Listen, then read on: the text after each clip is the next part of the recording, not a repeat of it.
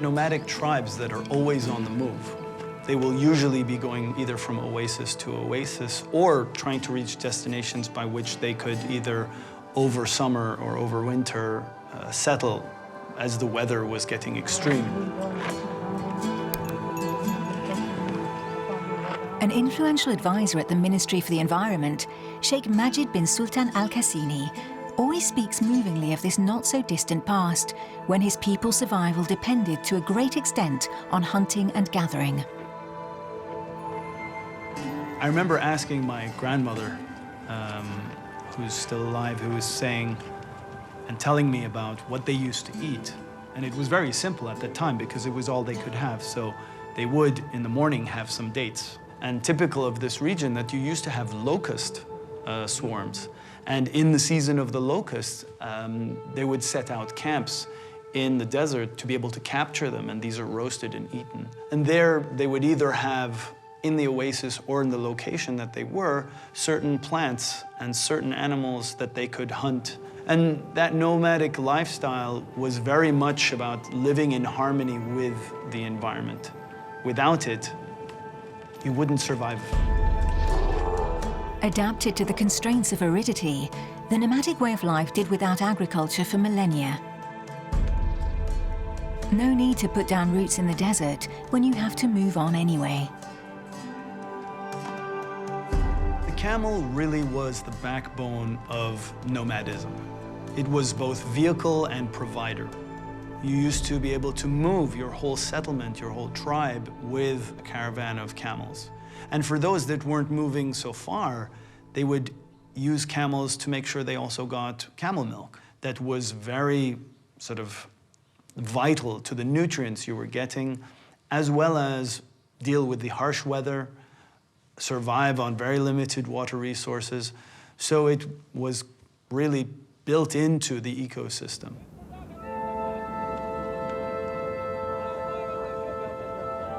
Today, though, the camels look glum. In the 1970s, their nomadic masters became sedentary.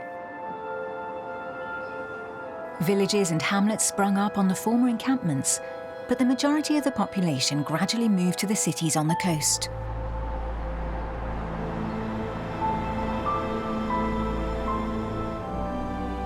Just 10% of Emiratis now inhabit the oases in the country's interior.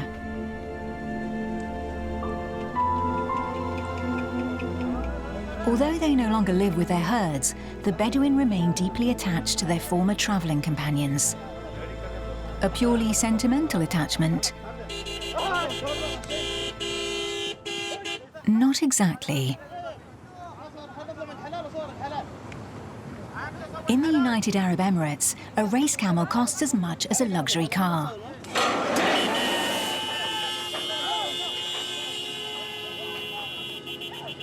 This probably explains the intense excitement every weekend at the country's camel racetracks.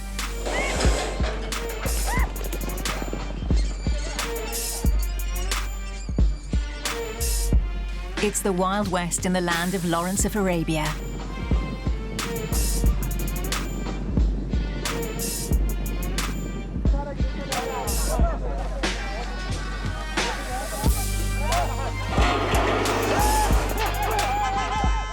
Everyone comes to cheer on their champ and get ready for the contest held every year. Perhaps in memory of the long transhumance of yesteryear.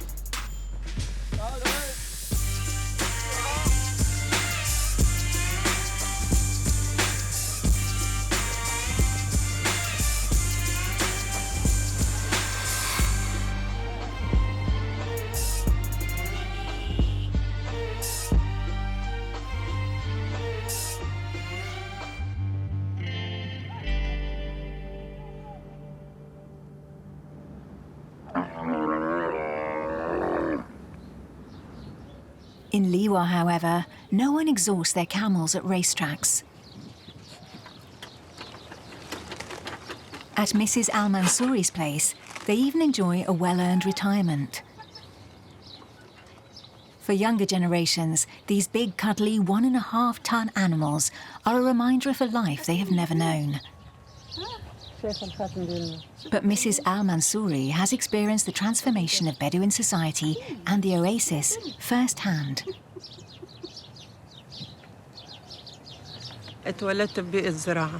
I was born into a rural family. My father and my grandfather before him started growing dates.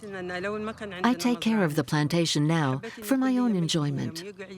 I like the idea of being independent, of being able to come here with my children. I do as I please here. It's important for me to keep this place and share it with my children.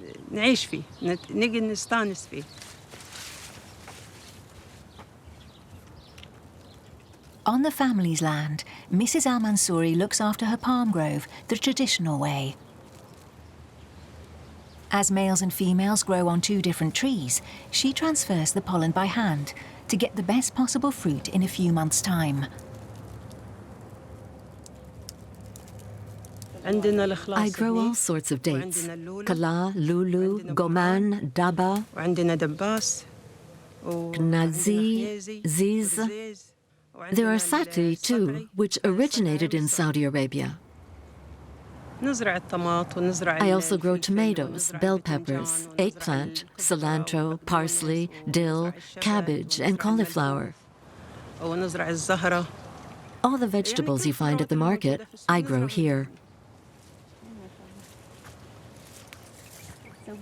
When she planted her first vegetables in the 1970s, Mrs. Al-Mansouri was among the pioneers. One by one, she and all those who resisted the lure of the big city created the vast plantations we see today.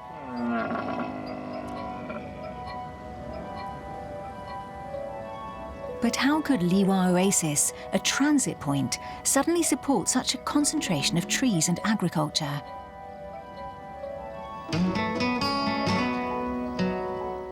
Where did they find the water needed to create this crescent of greenery in the middle of the desert?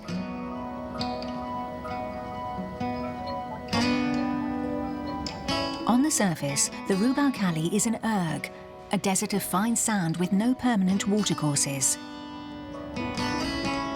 The area receives just 40 millimeters of rainfall per year, and to develop it, the water beneath its dunes had to be harnessed.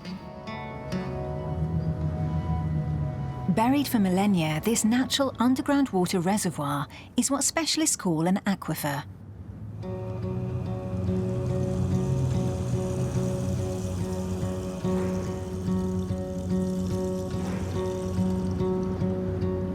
About 30,000 years ago, the climate of the Arabian Peninsula was much wetter than it is today.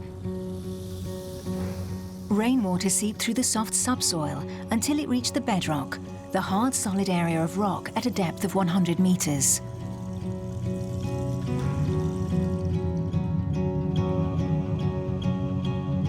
It stagnated and absorbed mineral salts. Each successive rainfall deposited a new, younger and fresher lens of water above it.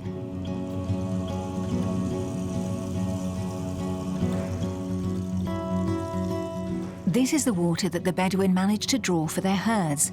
And most importantly, it is this water that modern techniques brought to the surface at the height of the oil boom.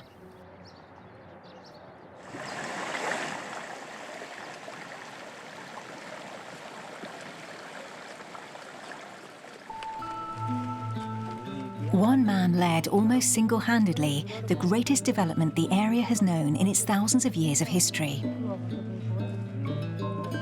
This man was Sheikh Zayed bin Sultan Al Nahyan, the father of the Emirati nation and the founder of the modern state.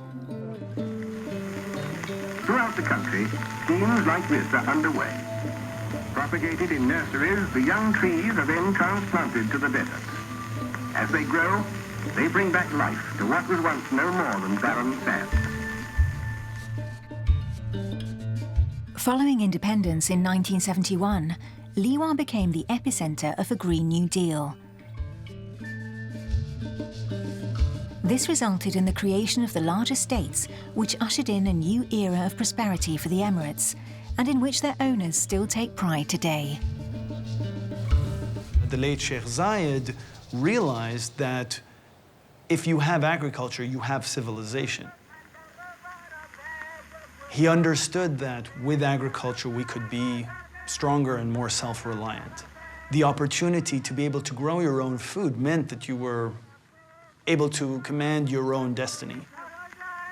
And he took it one step further and started to be able to bring fresh water to the agricultural practices in the region. And with that, in what was considered a very arid and very hostile territory, you began to see a flourishing of agricultural practice to green the desert, because understanding of access to water, the understanding of how to manage our environment and work with the environment to be able to grow crops became possible.